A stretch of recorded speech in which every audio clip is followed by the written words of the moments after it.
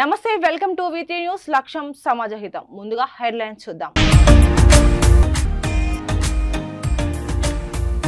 తెలంగాణలో మరో 2 బస్సు ప్రమాదాలు 15 మంది ప్రయాణికులకు తీవ్ర గాయాలు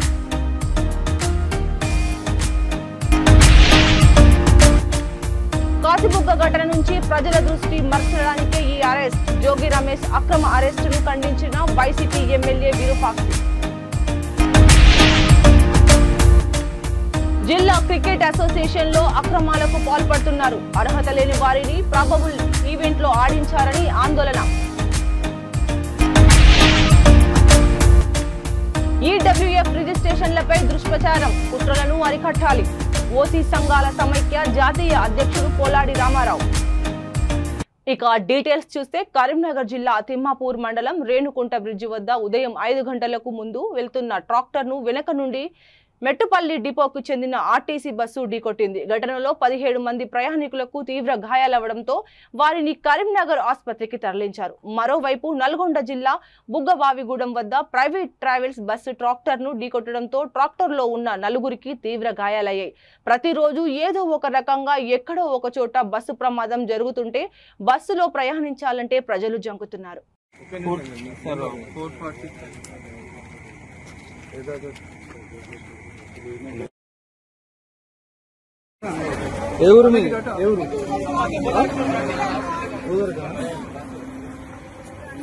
మాజీ మంత్రి జోగి రమేష్ అక్రమ అరెస్టును ఆలూరు వైసీపీ ఎమ్మెల్యే విరూపాక్షి తీవ్రంగా ఖండించారు కాసిబుగ్గ ఘటన నుంచి ప్రజల దృష్టి మరల్చడానికే ఈ అరెస్టు జరిగిందని ఆయన మీడియా సమావేశంలో తెలిపారు నకిలీ మద్యం కేసులో నిజమైన నిందితులు టీడీపీ వారేనని ఇప్పుడు వైఎస్ఆర్పీపై తప్పుడు ఆరోపణలు చేస్తున్నారని ఎమ్మెల్యే విరూపాక్షి మండిపడ్డారు ఈ కార్యక్రమంలో వైఎస్ఆర్పీ నాయకులు కార్యకర్తలు పాల్గొన్నారు చేసుకొని ఈరోజు వాళ్ళు కూటి ప్రవృత్తి చేసింది ఎవరు ఉన్నారో డిపార్ట్మెంట్ అందరూ పట్టుకున్నారో అందరూ తెలుసు అనవసరంగా ఈరోజు జోగి రమేష్ గారిని ఆయనకు సంబంధం లేని ఇష్యూ ఎవరన్నా ప్రతిపక్షంలోన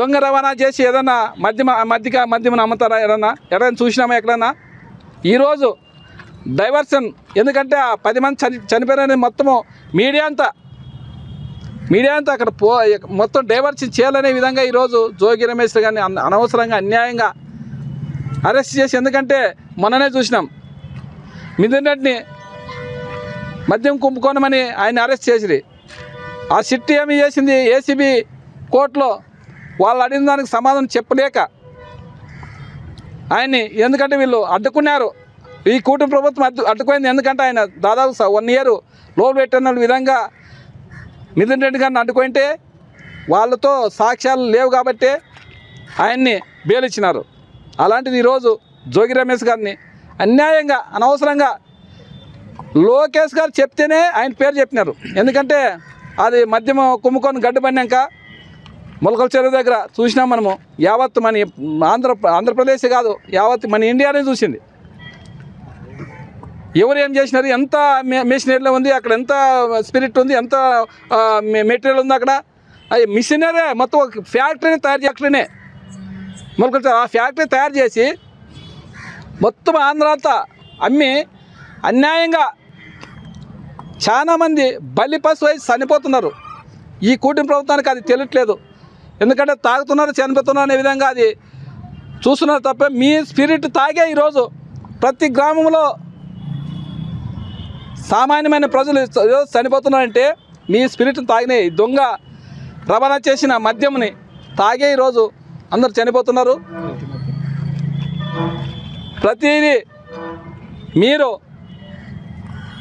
ఇది మాత్రము ఈ జోగి రమేష్ గారిని అనవసరంగా అరెస్ట్ చేసినారు ఖచ్చితంగా మీకు ఆ పాపము ఖచ్చితంగా మీకు చుట్టుకుంటుంది మీ చంద్రబాబు నాయుడుకి ఈ పవన్ కళ్యాణ్ మళ్ళీ ఏం చేస్తున్నాడో తెలియదు కానీ మళ్ళీ ఎంత డబ్బు తీసుకుంటున్నాడో ఎంత నెలకి ఎంత ఆయనకి ఈ కుంభకోణంలో ఎంత ముడుతుందో తెలియదు కానీ ఆయన ఆడ నోరు ఇప్పడం లేదు ఆయన ఒక 21 ఎమ్మెల్యేలు గెలిచిన ఒక ఈ డిప్యూటీ సీఎంగా వీళ్ళు ఏం చేసినా ఏడే కానీ నోరు మెదపలేదు పవన్ కళ్యాణ్ గారు మళ్ళీ ఏం చేస్తున్నాడో ఎంత డబ్బు తీసుకుంటాడో మాకు అర్థం కావట్లేదు కానీ ప్రజలు మాత్రం ఖచ్చితంగా గమనిస్తున్నారు మన అన్యాయంగా 19 ప్రాణాలు పోయినాయి మన చిన్నటేకూరు దగ్గర అది తాగే బార్లు అయితే రాత్రి మూలు నడుపుతున్నారు హైవేల మీద మద్యము ఎక్కడ చూసినా ఏర్లే పారుతుంది. ఎంతమంది పొద్దున చాలామంది ఈరోజు మననే నిన్న ఎవరో తాగొచ్చి తండ్రినే తలకాయ మొండి వేరు చేసినాడు తాగొచ్చే.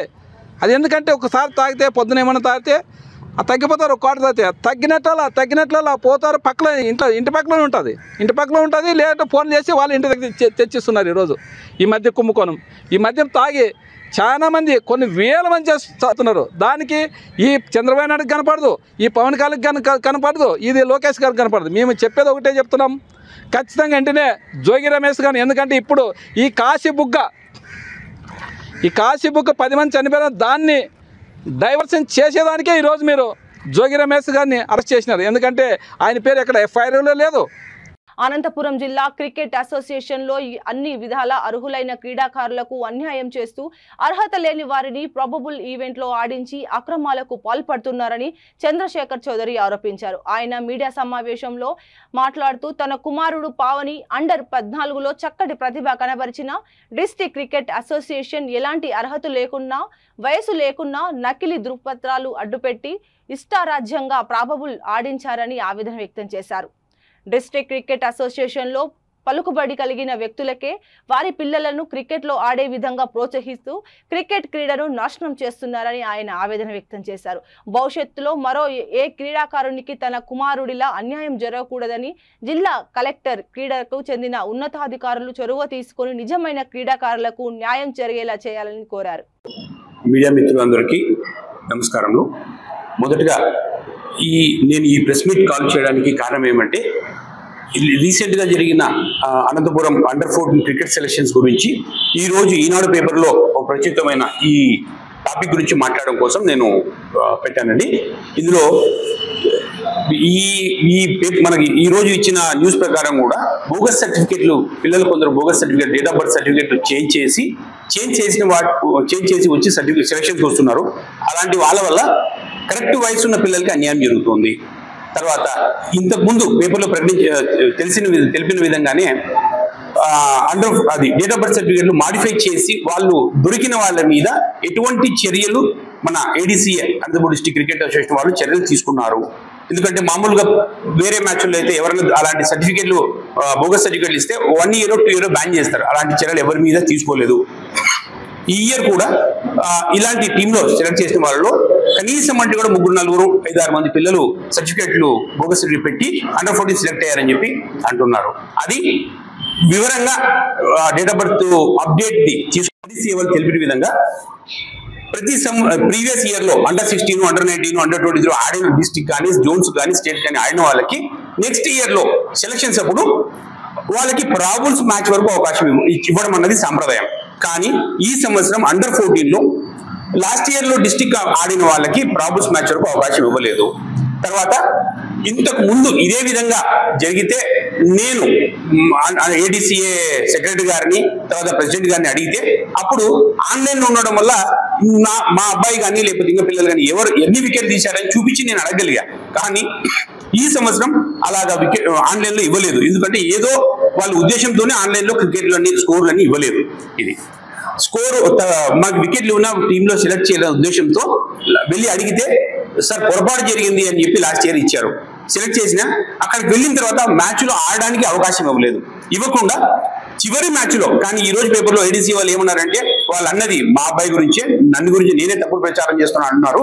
కానీ లాస్ట్ ఇయర్ మా అబ్బాయి 8 వికెట్లు తీసినా కూడా ఎందుకు సెలెక్ట్ చేయలేదు అంటే వాళ్ళు పొరపాటు జరిగిందని సెలెక్ట్ చేసినా కూడా అక్కడికి వెళ్ళిన తర్వాత ఊరికే కూర్చోబెట్టారు.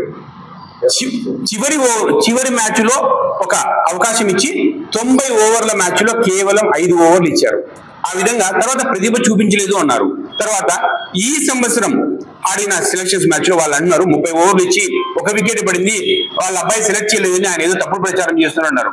నేను తప్పుడు ప్రచారం ఏం చేయలేదండి. పిల్లల్ని లాస్ట్ ఇయర్ బేసి వాళ్ళ రూల్ ప్రకారం అండర్-16, అండర్-19లో ఎలా ప్రాబుల్స్ మ్యాచ్ కన్సిడర్ చేశారో మా వాడిని ప్రాబుల్స్ మ్యాచ్ వరకు అవకాశం ఇవ్వండి అని అడిగాను అంతే. తర్వాత కేవలం బౌలర్ కి వికెట్లు ఒకటే కాదు, వికెట్లతో పాటు ఎకానమీ ఎన్ని రన్లు ఇచ్చాడు అన్నది కూడా చూడాలి. అలాగే ప్రాబబుల్స్ మ్యాచ్ లో మా అబ్బాయి పర్ఫార్మెన్స్ చేయకపోతే డిస్ట్రిక్ట్ మ్యాచ్ లో మీరు తీసుకోవద్దండి అని చెప్పాను. అవకాశం ఉంటే ప్రాబబుల్స్ మ్యాచ్ ఇవ్వమని అడిగాను, ఇవ్వనందుకే నేను ఏడీసీ ఈ విషయం గురించి నేను ఏసీఏకి ఆంధ్ర క్రికెట్ అసోసియేషన్ కి అధ్యక్షుడు కూడా నేను ఇన్ఫర్మేషన్ ఇచ్చాను, ఈ విధంగా అన్యాయం జరుగుతుందని. తర్వాత ఈడబ్ల్యూఎఫ్ రిజర్వేషన్లపై దుష్ప్రచారం కుట్రలను అరికట్టాలని ఓసీ రెడ్డి సంఘాల నాయకులు స్పష్టం చేశారు. హైదరాబాద్ ఇందిరా పార్క్ ధర్నా చౌక్ లో నిర్వహించిన నిరసన దీక్షలో జేఏసీ నాయకులు మాట్లాడుతూ ఓసీ పేదలకు కేంద్రం ఇచ్చిన 10% ఈడబ్ల్యూఎస్ రిజర్వేషన్లు పటిష్టంగా అమలయ్యేలా ప్రత్యేక జాతీయ కమిషన్ ఏర్పాటు చేయాలని డిమాండ్ చేశారు. అన్ని పోటీ పరీక్షల్లో వయోపరిమితి సడలింపు, ఓసీ కార్పొరేషన్కు నిధుల కేటాయింపులు కూడా చేయాలని కోరారు. ఈడబ్ల్యూఎఫ్ పై రాజకీయ ప్రయోజనాల కోసం జరుగుతున్న కుట్రలను ప్రజలు గుర్తించి అప్రమత్తంగా ఉండాలని పిలుపునిచ్చారు. వచ్చే జనవరిలో రాష్ట్ర స్థాయి ఓసీ సింహగర్జన జయబేరి జరుగుతుందని తెలిపారు. సమానమైన మార్కులు వచ్చినప్పటికీ కూడా మన పిల్లలు మన దగ్గరకు వచ్చి అమ్మా నా దోస్తుకు మార్కులు ఎక్కువ, ఆ తల్లి ఆవేదన ఎలా ఉంటుంది అనేది ఆ రోజు మనం అసెంబ్లీ వరకు కూడా వినిపించడం జరిగింది. అందుకే మనకి ఈ రోజు ఈడబ్ల్యూఎస్ కేంద్రం మనకి ఇచ్చింది. కానీ ఈ 5 సంవత్సరాల కాలంలో మరి ఏం చేశాం మనం? మన పిల్లల భవిష్యత్తు ఎంత మంది రెడ్డి కార్పొరేషన్ అనేది కావాలి, మనకు కావాలా వద్దా? కావాలా వద్దా? రెడ్డి కార్పొరేషన్ ని సాధించాలంటే మరి ఏం చేయాలి? మనం ఏం చేయాలి? కనీసం మన భవిష్యత్తు, మన పిల్లల భవిష్యత్తు, వాళ్ళకు కనీసం ఉద్యోగము, హాస్పిటలైజ్డ్ అయితేనో వాళ్ళు విదేశాలకు మధ్యతలు వాళ్ళే. మనము ఎవరికో 5 లక్షలు 10 లక్షలు తీసుకుపోయి ఇచ్చే స్తోమత మనకు లేదు. కాబట్టి కనీసం మనము 5,000 కోట్ల రూపాయలతో రెడ్డి కార్పొరేషన్ ని సాధించాలి అన్న లక్ష్యంతో ఈడబ్ల్యూఎస్ ని పూర్తి స్థాయిలో అమలు చేసే విధంగా మనం పనిచేద్దాం. ఇంతకుముందు నెక్స్ట్ సభకి మొత్తం కూడా ఇందిరా పార్క్ దద్దరిల్లే నిజంగా కూడా ఈ కార్యక్రమం చేయాలి అన్న ఒక ఆలోచన, ఒక మంచి ఆలోచనతో మనకు పెద్దలు ఉన్నారు. హరినాథ్ రెడ్డి గారు నిరసన దీక్ష నిర్వహిస్తున్నాం. ఎందుకంటే అనేక సంవత్సరాల పోరాటాల ఫలితంగా గత ప్రభుత్వం రెడ్డి కార్పొరేషను ఇస్తానని మేనిఫెస్టోలో పెట్టి కాలయాపన చేసి రెడ్డి కార్పొరేషను ఇవ్వలేదు. దానికి అనేక సార్లు విజ్ఞప్తులు చేసినాం, ధర్నాలు చేసినాం, అసెంబ్లీ ముట్టడి లాంటి కార్యక్రమాలు చేసినాం. ఎన్ని చేసినప్పటికీ కూడా ఆ ప్రభుత్వం నిమ్మకు నీరెత్తినట్టు ఉంది. మేము రెడ్లంతా ఏకమై మా హక్కుల సాధన కొరకు ఉద్యమించడం జరిగింది. గత ప్రభుత్వం ఓడిపోయింది. ఇప్పుడున్నటువంటి ప్రభుత్వం 100 రోజులలో రెడ్డి కార్పొరేషన్ ఇస్తానది. రెడ్డి కార్పొరేషన్ కేబినెట్ ఆమోదం చేసింది. కానీ నేటి వరకు ఒక్క రూపాయి కూడా దానికి కేటాయించలేదు. అందుకని మేమేమంటున్నామంటే నిధులు కేటాయించాలి, పాలక వర్గాన్ని ఏర్పాటు చేయాలి. కాబట్టి దాని కొరకు నిరసనగా ఈరోజు దీక్ష చేపట్టడం అనేది జరిగింది. అట్లాగే ఈడబ్ల్యూఎస్ విషయంలో రాజ్యాంగాన్ని సవరించి కేంద్ర ప్రభుత్వం 2019లో ఈడబ్ల్యూఎస్ అగ్రకుల పేదలకు 10% రిజర్వేషన్లు కల్పించారు. దాన్ని రద్దు చేయాలని అనేక మంది కుట్రలు కుతంత్రాలు చేస్తున్నారు. కాబట్టి ఆ కుట్రలు కుతంత్రాలను ఎండగట్టాలి, కుట్రలు కుతంత్రాలకు వ్యతిరేకంగా ఉద్యమించాలనేటువంటి ఉద్దేశంతో అట్లాగే ఈడబ్ల్యూఎస్ జాతీయ స్థాయిలో ఒక కమిషన్ ఏర్పాటు చేయాలి, దాన్ని రాష్ట్ర స్థాయిలో అమలుపరచాలి. ఈడబ్ల్యూఎస్ అన్ని పేదలకందరికీ కూడా అది వర్తిస్తుందా లేదా అనేది కమిషన్ చూసుకుంటుంది. అట్లాగే ఒక ప్రొటెక్షన్ కొరకు ఓసీలలో ఉన్నటువంటి రెడ్డి, వెల్మ, వైశ్య, బ్రాహ్మణ, కమ్మ, మార్వాడి అందరికీ హక్కుల కొరకు ఆ యొక్క ఈడబ్ల్యూఎస్ జాతీయ కమిషన్ కూడా ఉపయోగపడుతుంది అనేటువంటి ఒక ఉద్దేశంతో ఈ రోజున ఈ యొక్క జాతీయ కమిషన్ ఏర్పాటు చేయాలనేటువంటి కూడా మా ప్రధానమైనటువంటి డిమాండ్ ఉన్నది. అట్లాగే విద్యా అవకాశాలలో కూడా కర్నూలు బస్సు ప్రమాదంపై ప్రశ్నించినందుకు తనపై కుట్రపూరితంగా కేసులు పెట్టారని వైఎస్ఆర్పీసీ అధికారి ప్రతినిధి ఆర్ఏ శ్యామల ఆరోపించారు. మద్యం తాగి డ్రైవింగ్, హైవే బెల్ట్ షాపులపై ప్రశ్నించడమే తన నేరమని ఆమె తెలిపారు. ప్రభుత్వ వైఫల్యాలను వెలికి తీయడమే లక్ష్యమని, ఎన్ని కేసులు పెట్టినా తన పోరాటం ఆగదని స్పష్టం చేశారు. కర్నూలులో ఆమె మాట్లాడుతూ ఈ చర్యలకు భయపడకుండా ప్రభుత్వంపై పారదర్శకంగా పోరాటం కొనసాగుతుందన్నారు. కర్నూలు సమీపంలోని లక్ష్మీపురం వద్ద బెల్ట్ షాపులు ఉన్న వారికి ఎందుకు నియంత్రణ చేయలేదని ప్రశ్నించామని, వీటికి సమాధానం చెప్పే దమ్ము లేక తమపై అక్రమ కేసులు నమోదు చేశారని ఆమె ఆరోపించారు.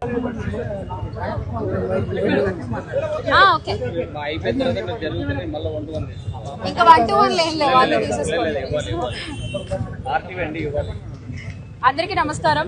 ఇంతసేపు ఇక్కడ వెయిట్ చేసినందుకు థ్యాంక్ యూ ముందుగా ప్రతి ఒక్కళ్ళకి కూడా. ఎస్, మీ అందరికీ తెలుసు, కర్నూలులో పోలీస్ స్టేషన్లో ఒక కేసు రిజిస్టర్ చేయడం జరిగింది. నేను తాడేపల్లి ఆఫీస్ నుంచి పెట్టిన ఒక ప్రెస్ మీట్ ఆధారంగా అందులో మనం 10 క్వశ్చన్లు అడిగాం వాళ్ళని, ప్రస్తుత ప్రభుత్వాన్ని. అది వాళ్ళకి చాలా ఇబ్బందిగా అనిపించినట్టుంది. వాళ్ళకి దాని మీద సమాధానాలు లేక కావచ్చు, లేకపోతే వాళ్ళ యొక్క చేసేటువంటి వ్యవహారాలు బయటపడుతున్నాయన్న ఉద్దేశంతో కావచ్చు, మనల్ని భయపెట్టాలనే ఉద్దేశంతో కావచ్చు, ఒక కేసు అయితే నమోదు చేశారు. మనకు 1వ తారీఖున నోటీసులు ఇవ్వడం జరిగింది. సో అందుకని ఈరోజు కర్నూలుకి రావడం జరిగింది. అలాగే ఇక్కడ వైఎస్ఆర్ కాంగ్రెస్ పార్టీ జిల్లా అధ్యక్షులు శ్రీ ఎస్వి మోహన్ రెడ్డి గారు కూడా ఉన్నారు ఇక్కడే. సో వారు కూడా ఎంతసేపు బయట ఉండి వెయిట్ చేయడం జరిగింది. ఎస్, పోలీసులు కొన్ని ప్రశ్నలు అడిగారు, సమాధానాలు చెప్పాము. ఖచ్చితంగా భయపడకుండా ఈ విషయంలో ముందుకు పోరాటం జరుగుతుంది. వాళ్ళకి 10 ప్రశ్నలు ట్వీట్ డిలీట్ చేయాలి అని మా ఇంటికి వచ్చినప్పుడు నోటీసులు ఇవ్వడానికి అక్కడ పోలీసులు అడగడం జరిగింది. నేను అందులో ఏం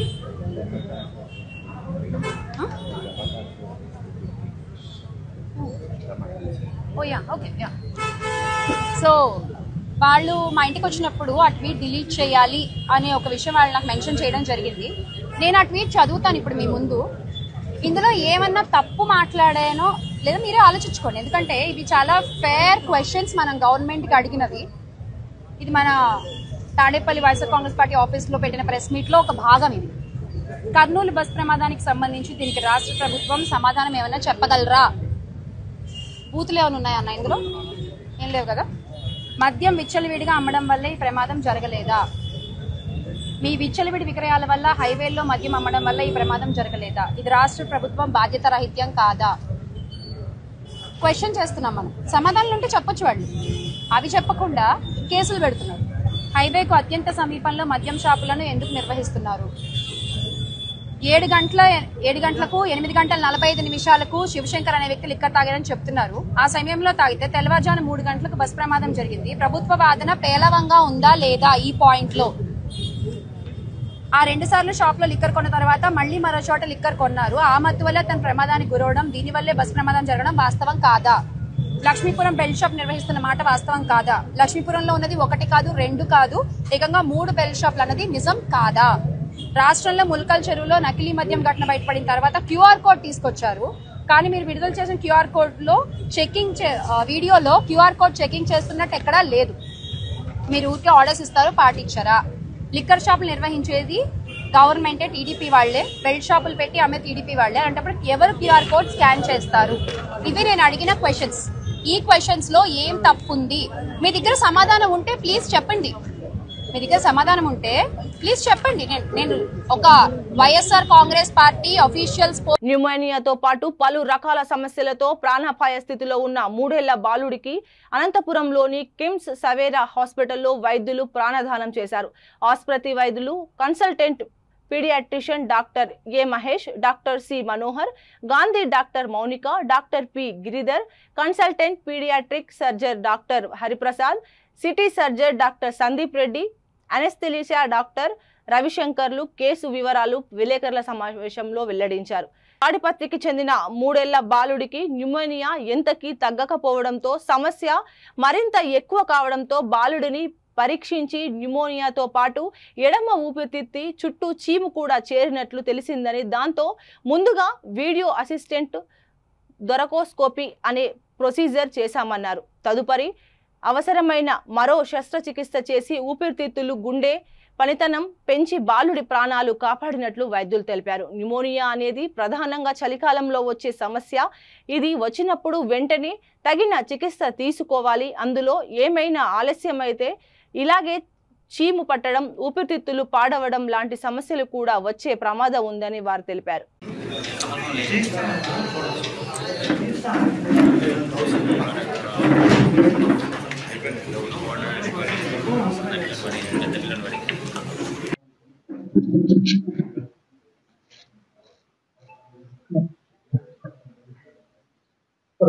నమస్తే అండి, నా పేరు doctor Sandeep Reddy.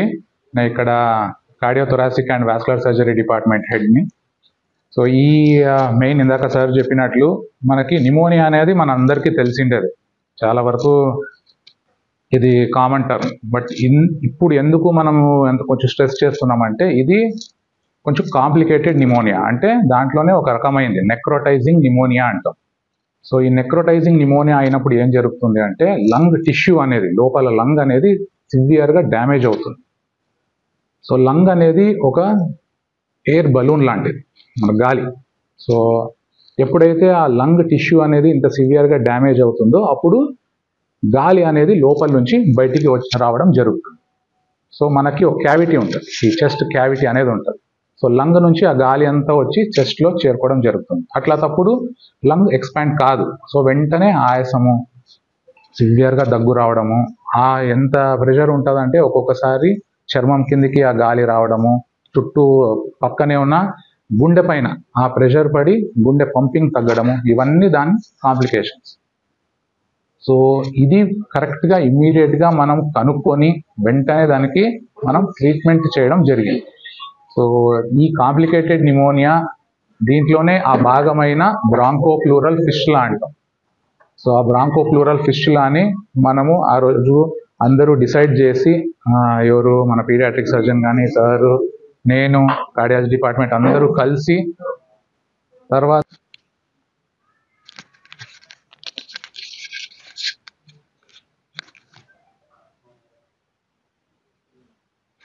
Doctor P Srinivas Prasad, హింసవేర్ హాస్పిటల్ CEO. మీ ద్వారా ఈ కేసు గురించి ఎందుకు తెలియజెప్పుకోదలుచుకున్నా, మీరు మిమ్మల్ని ఎందుకు పిలిచామంటే, ఇప్పుడు ఇలాంటి కేసులో మీరు విన్నట్టుగా ఒక పీడియాట్రిక్ హాస్పిటల్కి వెళ్తే పీడియాట్రిషియన్ కదా చేయొచ్చు కదా అనుకోవచ్చు, లేదా థొరాసిక్ సర్జన్ హాస్పిటల్కి వెళ్తే ఆ థొరాసిక్ సర్జన్ చేయొచ్చు అనుకోవచ్చు. ఇది అలా కాదు. బాబు వచ్చింది జ్వరము దగ్గుతో, పీడియాట్రిషియన్ దగ్గరికి వస్తాడు. పీడియాట్రిషియన్ డయాగ్నోస్ చేసిన తర్వాత దానికి కావాల్సిన టెస్టులు చేసినప్పుడు థొరకోస్కోపీ చేయాల్సి వచ్చింది, వ్యాట్స్ అనే ప్రొసీజర్. అది ఒక డాక్టర్ చేస్తుంది, వేరే డాక్టర్. ఆ తర్వాత దాంట్లో పస్ చేరింది, పస్ తీయాలి అన్నప్పుడు పీడియాట్రిక్ సర్జరీ చేయాల్సి వచ్చింది కదా, థొరాసిక్ సర్జరీ. ఇవన్నీ జరుగుతున్నప్పుడు బాబుని తర్వాత వెంటిలేటర్లో పెట్టాల్సి వస్తుంది. పెద్దవాళ్ళ వెంటిలేటర్ వేరే, చిన్నపిల్లల వెంటిలేటర్ వేరే. ఆ వెంటిలేటర్ పెట్టడం రావాలి, ఆ వెంటిలేటర్ని హ్యాండిల్ చేసే స్టాఫ్ ఉండాలి, ఆ వెంటిలేటర్ హ్యాండిల్ చేసే ఇంటెన్సివ్ కేర్ యూనిట్ ఉండాలి. దాని తర్వాత పీడియాట్రిషియన్లు, నియోనటాలజిస్టులు, స్పెషలిస్ట్ కంటిన్యూస్గా చూడాలి. దానికి కావాల్సిన టెస్టులకు ల్యాబ్ ఉండాలి, కావాలంటే CT కావాలి, MRI కావాలంటే ఎక్విప్మెంట్ ఉండాలి. ఇవన్నీ కలిగిన ఏకైక హాస్పిటల్ అనంతపురం ప్రాబబ్లీ జిల్లాలో సవీరా మాత్రమే. ఇది మీ ద్వారా అందరికీ తెలియజేయడానికి ఈ బేసిక్ ప్రెస్ మీట్ చెప్పేది. మరి ఇంకెక్కడో పాయింట్ జరుగుండేదంటే జరగదు, ఎందుకంటే ఇవన్నీ కలిసి ఉన్న హాస్పిటల్ ఎక్కడ లేదు. ఇవన్నీ లేకుండా ఇప్పుడు జరగదు. ఒక paediatric surgeon, cardiovascular surgeon, paediatrician, neonatologist, intensive care వాళ్ళు, అనస్థీషియా, చిన్నపిల్లలకి అనస్థీషియా పెట్టాలి, మెయింటైన్ చేయాలి, ఇవన్నీ చేయగలిగిన. తెలంగాణలో మరో 2 బస్సు ప్రమాదాలు, 15 మంది ప్రయాణికులకు తీవ్ర గాయాలు.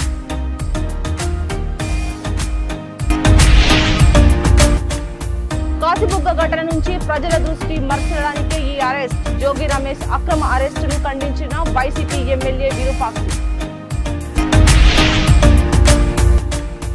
జిల్లా క్రికెట్ అసోసియేషన్ లో అక్రమాలకు పాల్పడుతున్నారు, అర్హత లేని వారిని ప్రాబబుల్ ఈవెంట్ లో ఆడించారని ఆందోళన. EWF రిజిస్ట్రేషన్లపై దుష్ప్రచారం, కుట్రలను అరికట్టాలి. ఓసీ సంఘాల సమైక్య జాతీయ అధ్యక్షుడు పోలాడి రామారావు.